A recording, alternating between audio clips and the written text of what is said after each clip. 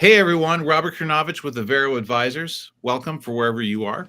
Please drop in the chat where you're joining from today. Very excited to have this weekly live session feature Paul here. In fact, I'm going to let Paul just dive in and introduce himself because I think there's a lot of things we're going to cover here, and a lot of people are excited to get going on this. Morning, Hey, Paul. hey, Robert. Morning or good afternoon on this side of the pond. Paul Byrne. We're with Dragon ERP. We set up Dragon ERP just over a year ago. We specialize in SAP and been doing it longer than I've got fingers and toes. I just stopped counting then.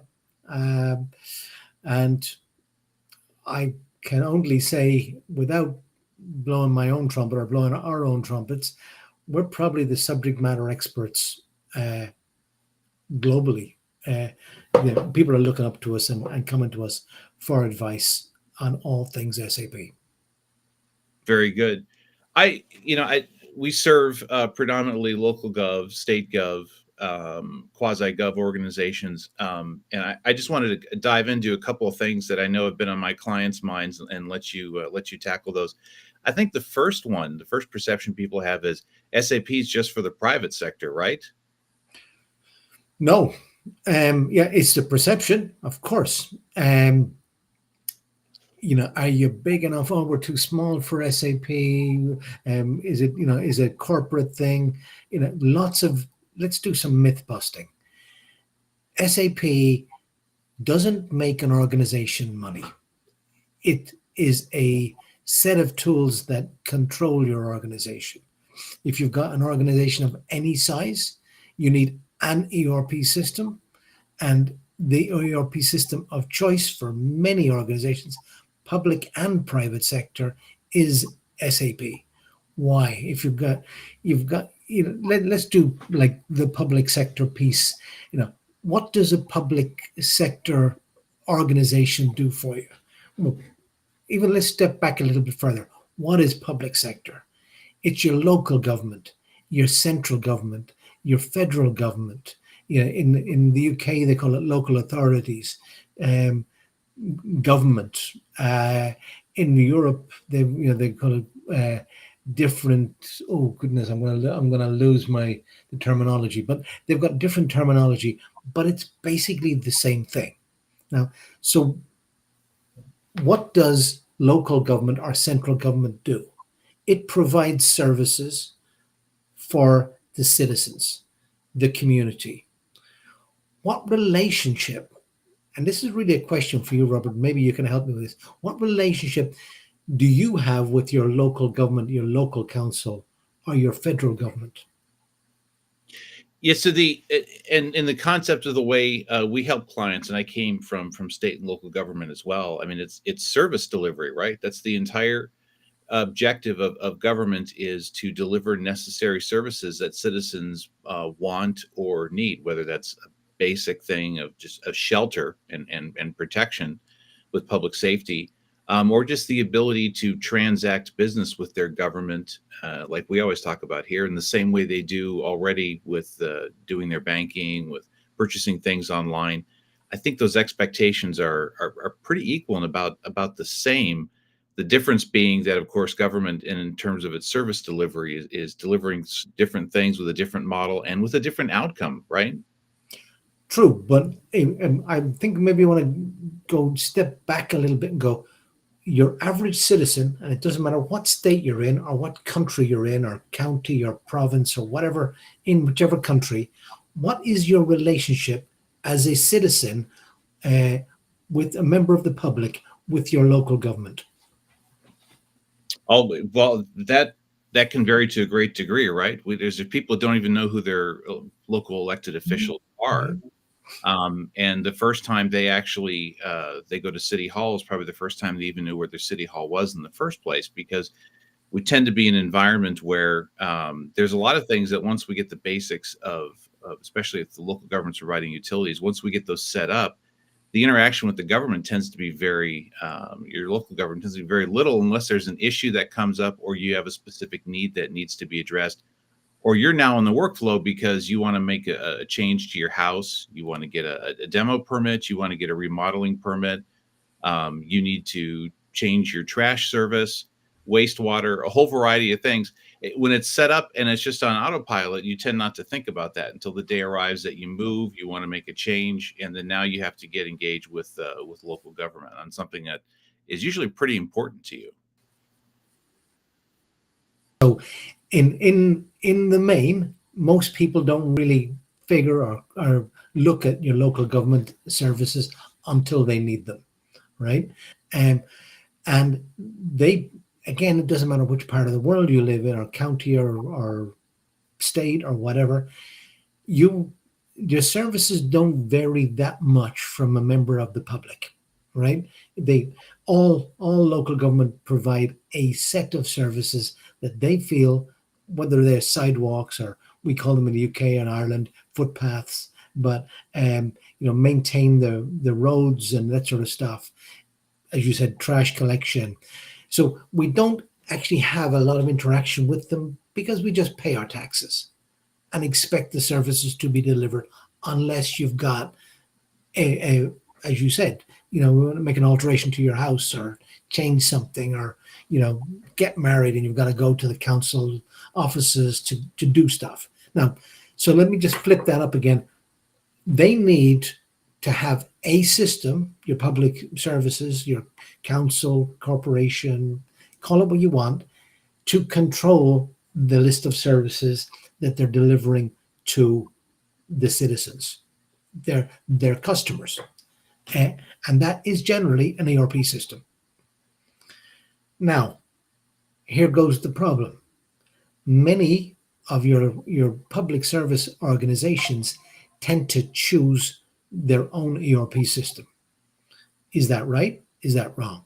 And I think, and I'm not into centralist or that sort of thing, but because, and let's just take the US, for example, all of the states that provide similar services to all of the states. In the southern states, because it's warmer, they probably need to do other things than they do in the northern states, which are colder. But the services are basically the same. Because in Florida, there's going to be no need for snowplows, right, and salting machines. In the northern states, you're not going to need, whatever rain shelters and whatever, or sorry, I got that the wrong way around, I think. But you know what I mean. Different services, but basically the same. Now, why should each state get to choose which ERP system they use? And let's call that SAP.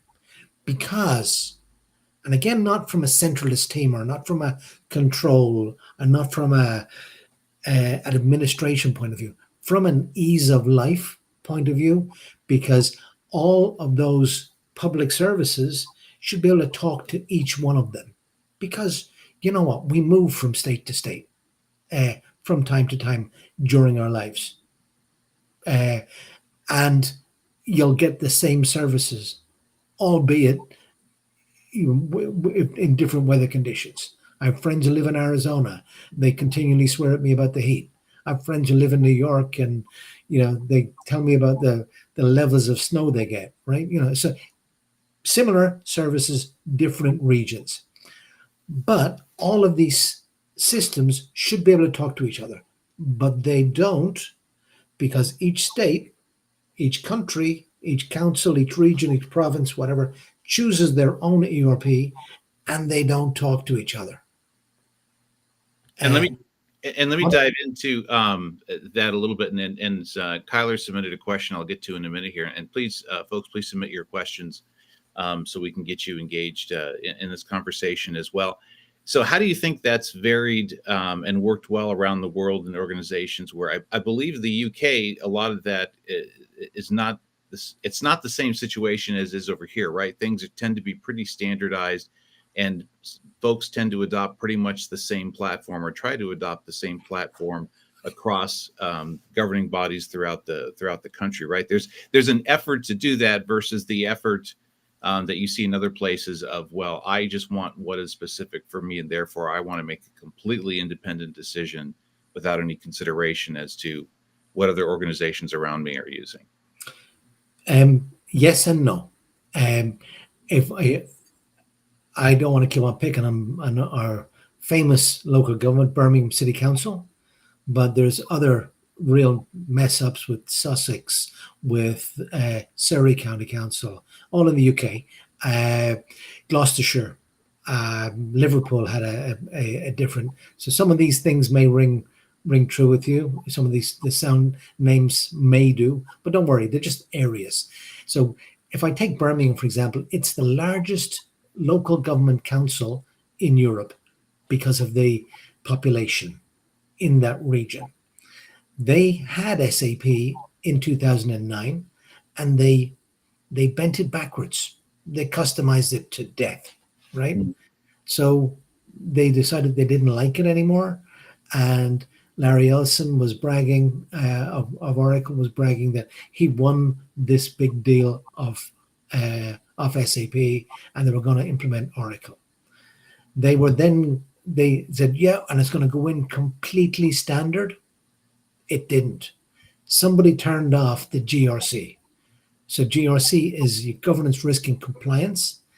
And if Robert made a configuration change, nobody knew who did it. Nobody knew what the configuration was. There was no traceability, nothing. So let's just say, Robert, you're a bus driver in Birmingham. You could technically see the CEO's salary, right? And vice versa. Now, maybe it's okay for the CEO to see your salary, but it's definitely not okay for you to see the CEO's salary, right?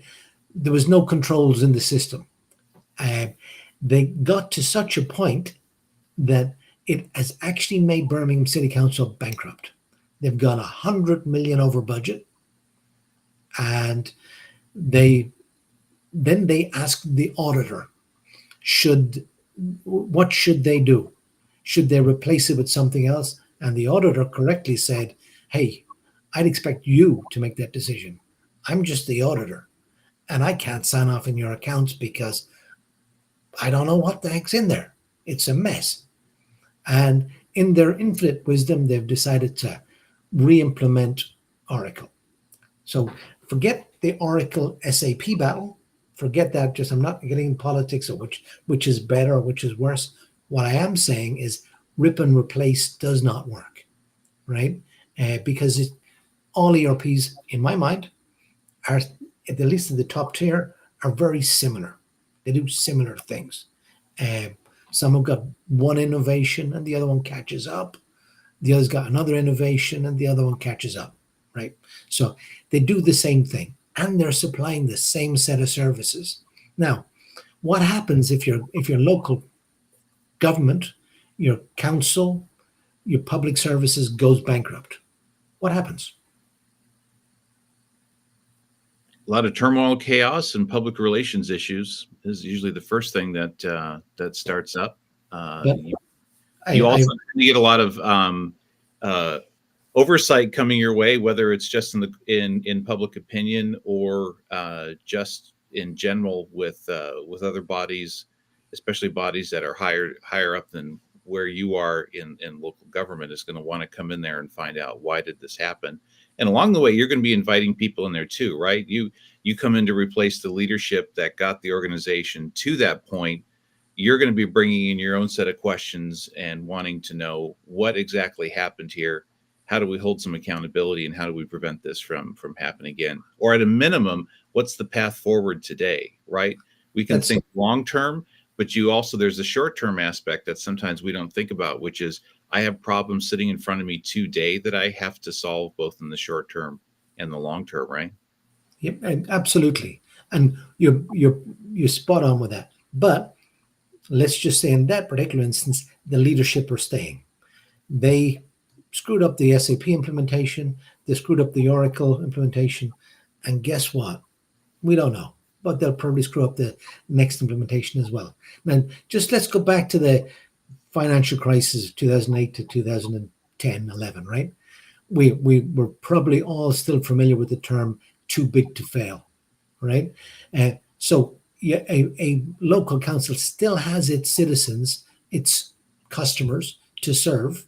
So they can't go bankrupt. Central government, federal government will have to rescue them. But if the same leadership stays in place, it's like doing the same. What's the definition of insanity? Doing the same thing over and over again, expecting a different result. So back to your point where you said that there is a driver for um, similar systems in the UK and Europe. In reality, it doesn't happen because of the silos of power, and they don't. We could share a data center because our two uh, local government agencies are right beside each other geographically, and we don't have to have two data centers. Uh, just as an example, or we could share the same ERP system, but politics won't allow that because they have no power uh, over their choice of systems. So it's pretty much of a mess.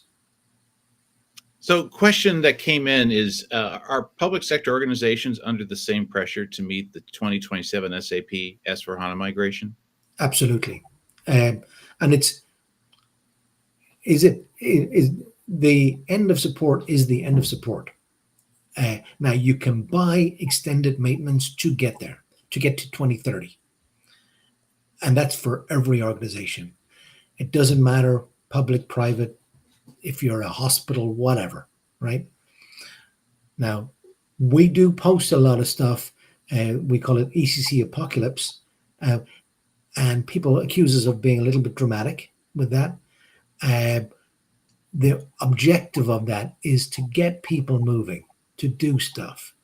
They're telling us, oh, it's Y2K bug stuff again, lots of drama about nothing, but we don't care. Well, we'd like you to call us to get some help and advice, but if you don't, all we're asking is get moving, do something. And what is the minimum people can do? If you're on enhancement pack 5 or less, upgrade to at least enhancement pack 6. That gives you a roadmap. Gives you a couple of extra years to bring you to 2027, right? So the first pitfall is the end of 2025 if you haven't got the right enhancement pack on there. For lay language, that's called like Surface Pack, because most people will probably understand in the Windows environment, but enhancement pack in SAP language. So get to ESP 6, 7, or 8, and then you've got a little bit of runway left to build your roadmap to see what you're going to do with your organization. And let's do a little scenario here, because I think you can help answer some questions that that folks would have on their minds. And the scenario I'm thinking of is: I'm a new executive director, I'm a new chief financial officer, even like a new chief technology officer or information officer. I come into an organization, I've never really done an ERP replacement, and that scenario does happen on a fairly regular basis. Come into an environment where SAP's there, it's been configured, it's been set up, and let's just say it's a variety. It's either early stage of post go live, or even something that's been established for a long time. If I'm an executive director or CFO, what are the questions you think I need to ask? One, to figure out where we are with SAP, and two, are we doing what we need to do to continue to leverage the platform correctly? And again, this is from perspective of someone that is not going to be speaking anything technical. They just want to know from a leadership level, what questions should I be asking in this organization to see where we are with our SAP product, and are we doing what we need to do to keep it going? Right. Really great question. And I'm just going to draw that back, hopefully, into simplification terms. If you need a plumbing job in your house, done in your house, or you need your car fixed, are you going to do it yourself? Or are you going to get a professional to come in and help you to do it? In my mind, you get a professional in, and you get them in as a trusted advisor going, hey, Paul, I don't know this ERP stuff at all, but I need you to go and tell me what's the real status of this, right? Come back to me with a no bones thing, because I don't even know what ERP means. but I know it's critical to the operation of my organization. I need to know that that go live that maybe was aggressively set. That's okay. I'm okay with aggressive, but I need to know that it's achievable, that we're going to get there, and it's not going to disrupt my business. And it doesn't matter if that's public or private sector. When you go live, is it going to be a total train wreck uh, that we're going to have to throw everybody at to fix it? Or I can see the status reports. They were all green, wonderful. A smart person will go, a project that's green the whole time, I'd get more worried about. I actually like projects that go amber and go red because it just means that the status has changed and corrective action has taken place. So get a trusted advisor to come in and help you that will hold your hand through the jungle of that. And again, looking at your car, what do you drive, right? Any car today is full of computers. Are you going to stick your head under the hood and try and fix it? No, you probably need to bring it to them to the garage, uh, and it's got to get hooked up to some machine to get analyzed, and they'll tell you how sick or how good it is. Yeah. Same So with, when we speak with a lot of executive leadership or even governing bodies, it winds up being the same scenario in that someone comes in, they don't have technical knowledge, but they've got that feeling in their gut that something's just not right, and they want to chase that down. They're not quite sure what that is. They're not sure what questions they should be asking, but you're talking about folks that deal with enterprise risk level decisions all day long, right? So you get pretty in tune with going with what your gut tells you, because usually that feeling is correct, right? You can't put it into words. You're exactly right. Being able to turn to someone that says, this is what I'm concerned about, this is the information I need, and this is what I need to satisfy what this feeling is inside of me, so that I can validate what that is. I think you're exactly right. Getting a trusted advisor in there who can sort through that. And as we see in a lot of cases, that mayor or that council member or that executive director was absolutely correct. There was something here that was problematic, and this is the path. They need to make a couple of decisions and keep things moving forward. But I think you're exactly right, because these systems also are part of the enterprise risk platform, right? These aren't small isolated systems that are further downstream, that if they don't work today or they don't work the way that they were intended to, no big deal, right? It's different now. These are systems that are really providing the workflow for the entire organization in a variety of areas, that have the capability of dealing with small as well as large details. And the goal of ERP in general, right, is to be able to get useful information in the hands of decision makers in a timely manner, right? And some people can come in and immediately detect that we're not getting that necessarily, and I need to figure out why we're not getting that, and then make some changes. So do you run across that occasionally, where you are brought in to take a look at a system and define why are we not quite getting the results we expected, and how do we improve that, and most importantly, how do we set that up so that we don't come back to this spot again in 2 or 3 years? all the time. So maybe just go to your first point, right? As human beings, and not going off piste here for a second, we all have that seventh sense, right? They go, something's niggling, but we don't always listen to it. I say, listen to that. If something's bugging you, ask the question. Now, you're the CEO, and you want to make sure that you can look in Paul's eyes across the table. And is this guy BSing you? Excuse my terminology. Or, is he giving you drama because he wants to stay here for the next 6 years, advising me on a big day rate? No. Is this guy telling you the truth? Does this guy want to get himself fired, as in get the job done and get out of here, right? And that's the ideal person you want. So we get called into local government all the time, and here's some of the areas that we've come up against. We were huge in public sector stuff. Poor scoping. Project has been badly scoped. It just we're going to put an ERP system in. is that? Because let's go back to your CEO. You've never done an ERP system before. Um, they don't know what question to ask. We say ERP is once in an organization's generation a replacement. So when you go to replace it again, uh, all those people have moved on. So your organization has this churn. People. So yes, in public sector, people tend to stick around a bit longer, uh, for their pensions and whatever. But in the main, most people just move on every few years. So they don't have the skill set. So poor scoping. We need an ERP system. Well, so you get it scoped badly, and then you've also got the local politicians who've got their pet projects that they won't sign off on the whole implementation until they get their little pet deal in there, whether it's the sidewalk outside their grandmother's house or whatever. But how you get that into SAP, God only knows. But they won't sign off on it until they get it, right? Then you've got, what are the required outcomes? There's another biggie. They don't know. We need an ERP system. But what do you want it to do? Well, it's not going live. Going live is only the first day the customer, public sector customer, private sector customer, whatever, start to use the system. But what do you want it to do aside from standard what SAP does?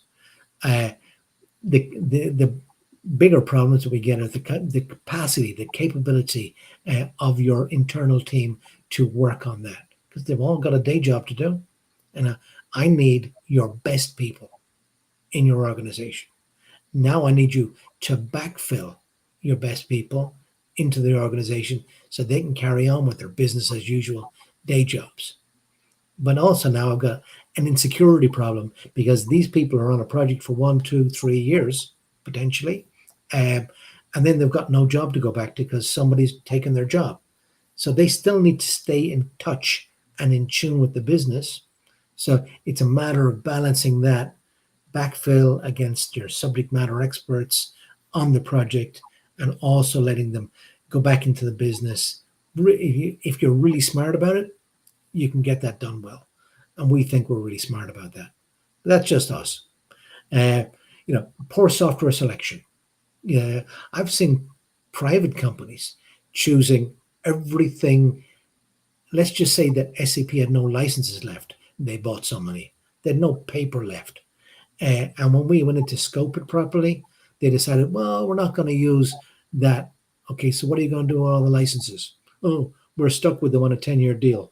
Wow. You bought it. It's going to sit there on shelfware and you're never going to use it. Oh, yeah. Okay, let's deal with that and help them. Data. It's I can't say it enough. I've heard people say, it's too early to start data. Never too early to start data. Absolutely. If you think 3 months before you start the project is good enough, stop. Start 3 months earlier. Start 6 months. Start a year earlier.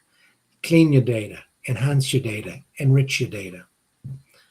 Quick question for you. How many tables are in SAP ECC? I don't expect you to know the answer. Oh, I'm just going to give you a guess. Let's go with, I'm going to go really low. I'm going to go 20. 120,000. And that's on average. There are more or less. How many tables are in S4HANA? Considering it's the funky donkey, newest, fastest, speediest, bells and whistles, shining ERP. Couldn't even hazard a guess. Last time I looked, 170,000. So, yes. Why? Because there's lots of new innovations in S4HANA. But anyways, that was just a thing on understanding it's still quite a beast, right? I'm going to give one here to all the techies that might listen. What is S4HANA? Is it ECC? People say yes. 70% of what's inside S4HANA is still ECC. And if you look deep enough underneath the hood, It's still in German.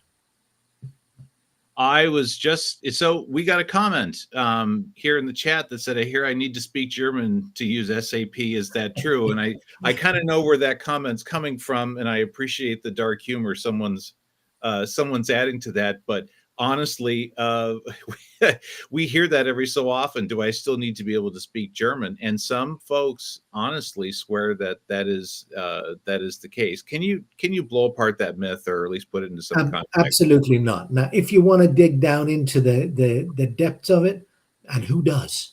I don't. Yeah, and I've been inside that thing for the last 20 plus years, right?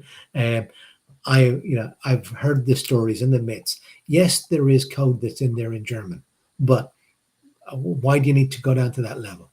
Uh, so no, you do not need to speak German, and you do not need to understand German to operate SAP. And I love the humor though. Yeah. The another question that came in: what about the lack of SAP resources and consultants, Paul? Are all the good ones gone, or are they filled up? They are, but we have some capacity. Guess what? Dragon ERP, we have capacity, and yeah, newsflash, we're about to kind of break into the US. We've got a big deal coming up very soon, but I can't talk too much about it now. So lots of my friends in the US, they're getting 5-6 offers a week, some more a day. Now the good ones, yes, there is still lots out there, but and varying quality is, well, I'll say, without upsetting anybody. There is some really good people, and actually, you know what? A little known secret outside of the US, because the US are actually, you guys are taking S4 HANA like the new sliced bread. The rest of Europe, the world, Australia, a lot of them are sitting on the fence. So that's heading for an avalanche. And now SAP is actually quite big and quite busy in India. Why? Because a lot of companies who didn't have an ERP system have now got big enough. They need an ERP system, and their first ERP will be S4 HANA. So have all the consultants gone? Good consultants, pretty much. But I can source people from Australia, from India, from the UK, from Ireland that are top class.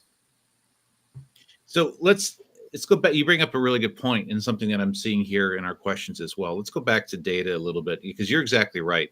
The conversation about data conversion, what you're going to do long term, is always a valid topic, no matter where you are in the process of things. And it's always a good continuing topic, right? It's one of these things where everyone worries about the data conversion at some point in the process of an implementation, and then at some point the concern for it almost evaporates, because they think, oh, we've got this fixed, I don't need to worry about this anymore. Who cares if I start collecting more garbage data? It's not my problem, right? I just want to get some of the old data into the new system so that I can access, I can use it, I can share it. What do you think people need to focus on the most when they talk about the data conversion? What do they need to keep in mind, no matter where they are in the process, to, one, not let it become overwhelming, right? Because your data needs can have a pretty hefty price tag if you don't have that appetite in check, and you don't seriously look at, what do I really need and what do I really need to bring in? So If you talk don't, about how you yep, frame those types of decisions and questions. if you don't get your data right, you're wasting your time completely. I had a customer a couple of years back who said, "Well, what do we need data wise? Where we don't have enough money because we're not going to put procurement in data in there. We're not going to put customer data in there, and we're not going to put finance data in there." I said, "You know what? Stop. Don't do anything. If you're not going to put all your data objects, not your data, into your new system, don't put any, because just stop the program right now. Don't try to cut costs on data." So we're going back to my point about 120,000 tables in ECC and 170. Now that's going to vary, right? The numbers up and down. So anybody can challenge me on that, and I'm good with that. But Just take these as line in the sand numbers, right? Just the very fact that you've got different tables in S4HANA than you've got in ECC, you're going to be able to have to map them. So where in S4HANA, you've got AC.A, you got mat.A for your manufacturing. AC.A is the finance table. Now, what they've done there is they've combined an awful lot of tables into one master table, right? So how do you get all of the stuff that was in a bunch of other tables, different tables in ECC, and then get them into S4HANA? That's where your cleansing comes in. Now, if you're going to keep ECC for a period of time and S4HANA, now you've got a data translation issue because it's going to have to keep coming and going between two systems. That's a lot of integration. So get your data right and then turn your ECC off into read-only mode for archiving and reference. Now, again, because you've got a whole bunch of new tables and a whole bunch of new functionality, get your data right, because it's going to rule your world for the future. You get your data enriched for the future. Don't grab an awful lot of new garbage and unclean data and unstructured data. Yeah, the guys out there will tell me that AI will take care of all that because AI can read unstructured and structured data. Please, let's have another session on AI, and I'll hammer that one too. But um,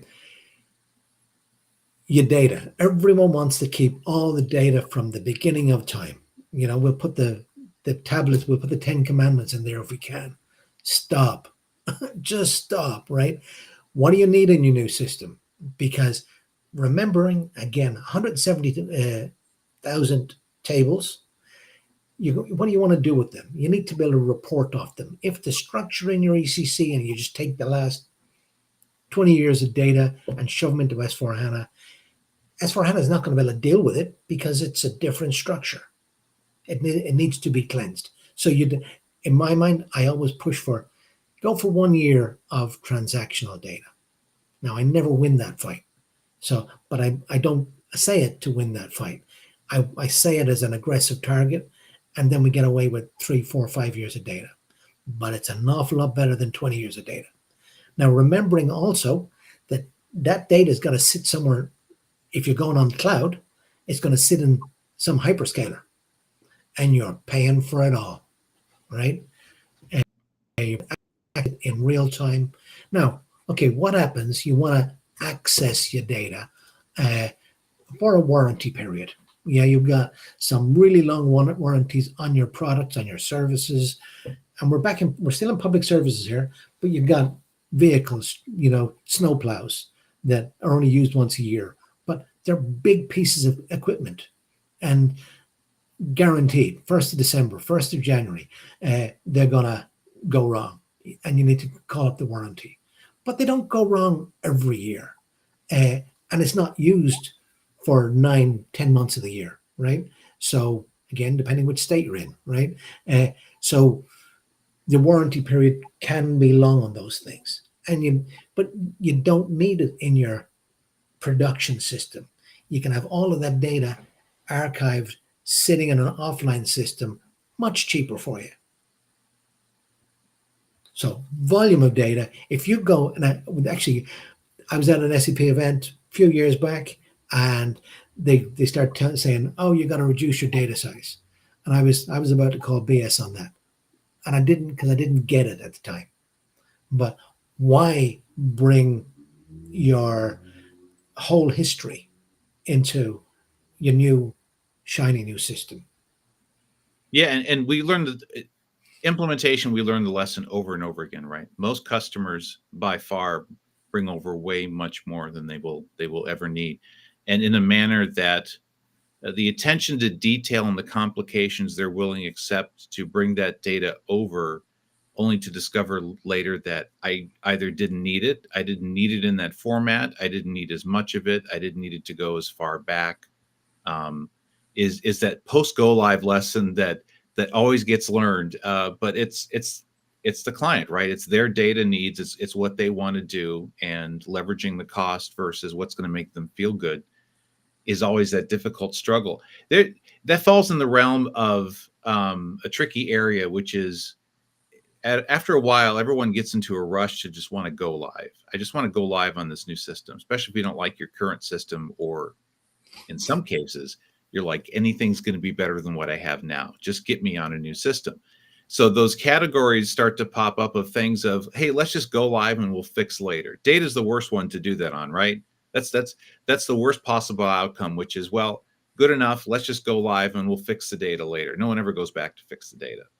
I think the key thing is people don't realize is anything that you say along those lines of, let's just go live, we'll fix later, you will never, ever, ever go back and fix that. Once you go live, you just want to keep rolling forward. Your staff wants to go back to their regular job. They don't have to deal with an ERP implementation anymore. Let's just go live. So besides data, what else do you see that tends to fall into that category of, hey, let's just shortcut this and get it good enough, and then let's go live and we'll fix it later? Let's kind of just jump back in that a little bit. When you're talking about your data, think about when you're moving home. That's the opportunity that all that stuff that's in your garage, get rid of it. Have a yard sale. Get rid of it. Now, you can't do that with your data, yeah. But just think that mindset.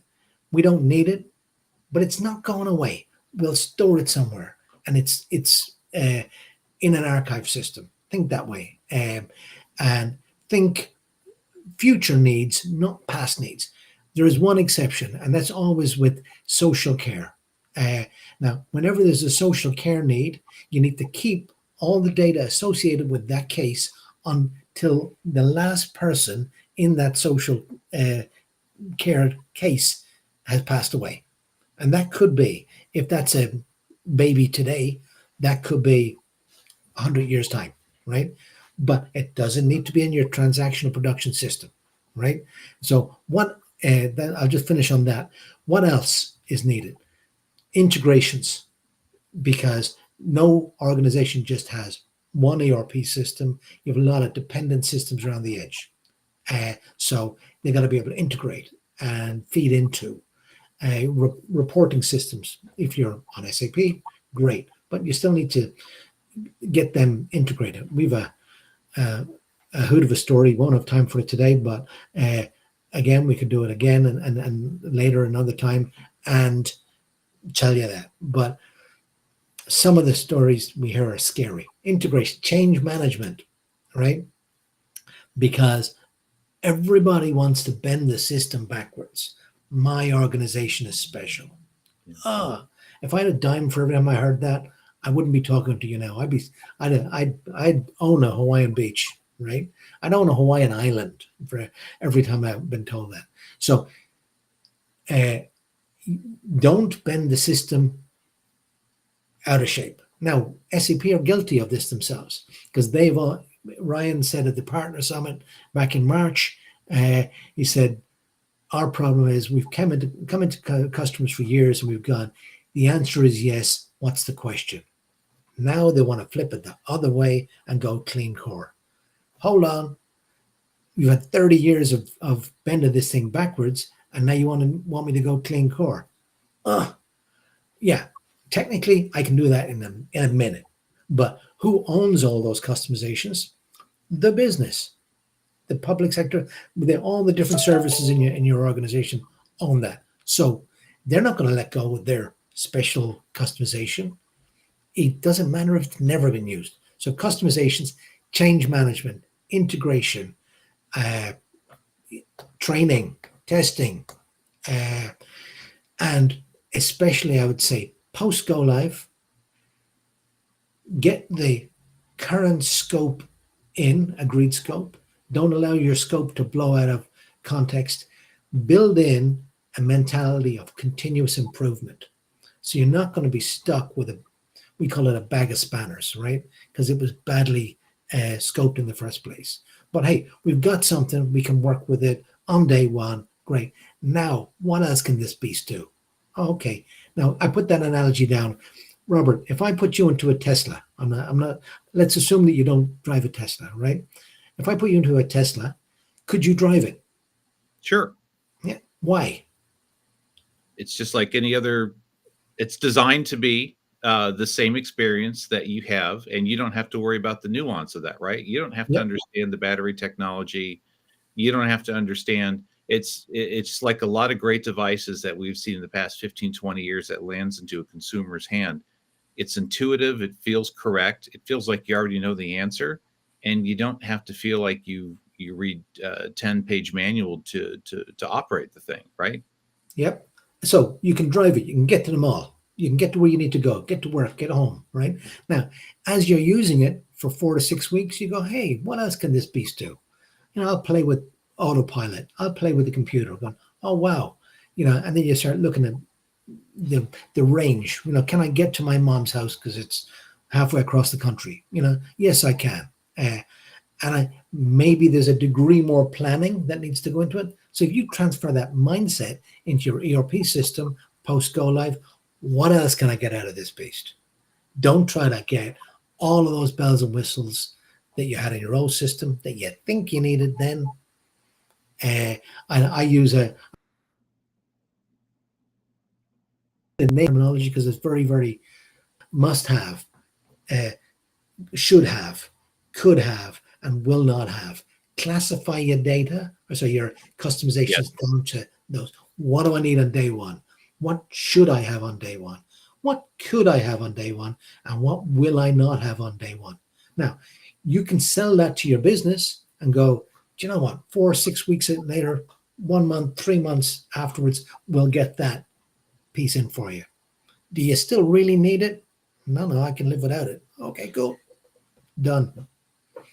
Yeah, you're absolutely right on the classes of data. I think that's where people. I'm seeing a lot of comments in the session here that are directly related to you have to classify that data. You have to put some parameters on that, especially in terms of need, because you don't have to bring everything in the world over.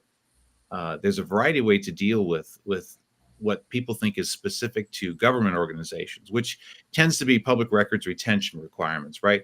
There's a compliance is compliance. Public sector has it, private sector has it, quasi public sector has it as well. Compliance is compliance. I think the difference people don't necessarily think about or worry about, and most organizations don't, is just because I have a state law or a local law that says I have to retain this type of record for 50 years doesn't mean it has to go into your new system. There are classes of data that you're only going to use once, even in a career, to your point, or maybe once every 10 years or even 5 years. Is it really going to be worth the money to bring something like that over that you're only going to be using once every so often and won't be doing any reporting on? You just need to be able to satisfy a records request of, okay, this is the copy of this document from 27 years ago. There are a million ways to solve that, and it doesn't have to be integrated into your ERP per se. But you do need to identify some parameters as to how we're going to use that type of data, what we're going to do with it, how we're going to make sure that it's still available, that it's still backed up, things like that. I think you and I could have a really long discussion just on data categories and data classification. I completely agree. And when I look at it, legal, fiscal, tax, compliance, regulatory, boom, that's what you need in your new system. I think we're almost up on time. If I can finish with a little funny, if you don't mind Please. on that. Gone away for a romantic weekend with a lady of my own age a few years ago. She arrived with a huge bag, right? I'm going, honey, what do you want the big bag for? She went, don't worry, that's my emotional baggage, right? That's the way you look at your data. Leave it at home, right? You get my point? Most important thing that hopefully you'll never need, right? That's not too far off from how people look at that data. They're right. I just need to know it's there. I know I'm never going to use it, and I know I might get asked one time in the rest of the 7 years I'm with the organization for that, but I got to have it. I got to have it. I got to make sure that it comes over. It's a security blanket thing. It's an overall feeling of security as well. And I'll tell you real quickly, sometimes that just comes from bad data conversion experiences in other projects, right? And let's be honest about that. we also have to deal with the insecurities that people have about data that just came from bad implementations from Yep. prior organizations. So, Paul, I really appreciate this. I love the questions that we've got and getting answers to here in the chat. I really appreciate your time. I think there's about 20 other things you and I could very easily talk about, but we'll wrap up this session. Any final comments before we close out here? Master data management, master data governance. Can't get enough of it. Great. All right, Paul, thanks very much. Robert Kornovich here with the Avero Advisors. Please look us up on social media. We are your trusted advisor, like we were talking about earlier, to help you navigate these decisions. And we do it all, and we bring it all together. And the goal is successful ERP implementation, getting what you need out of it, make sure everyone's happy. I mean, the goals are straightforward. So reach out to us. If you have any questions, you want some free advice, or you want to talk to us about something. Thanks a lot, Paul. And we'll see everyone later. Thanks very much. Have a good day, everyone. Thanks, guys.